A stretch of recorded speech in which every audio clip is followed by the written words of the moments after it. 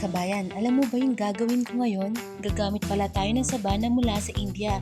Nakita niyo ba na open na ang lata ng langka?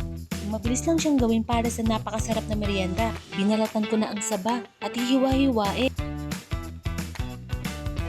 Katulad ng saba, hiniwa-hiwa ko na rin ang langka. Dahil ang size ng ating wrapper ay medium lang. Kaya hiniwa ko ng ganito at binudburan ko na rin ng asukal. Sinabi ko nga sa inyo, napakasimple lang gawin ito. Magsisimula na tayo magbalot. Eto na, ang slice na banana at slice na langka. Nauhulaan nyo na ba kung ano yung gagawin ko? Ano yung lulutuin kong merienda ngayon? Magkabilang dulo, pinold ko siya hanggang paikot-ikot. Medyo nahirapan ako kasi ako rin na nag-ahawak ng camera. Binalot ko na lahat at para masil dito, binasa ko yung bandang dulo.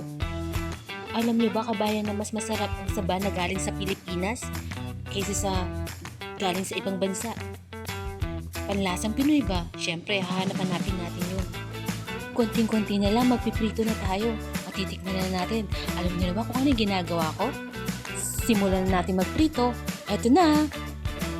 Turon na may langka! Nakuha niyo ba kung ano niluto ko? Hanggang sa uulitin!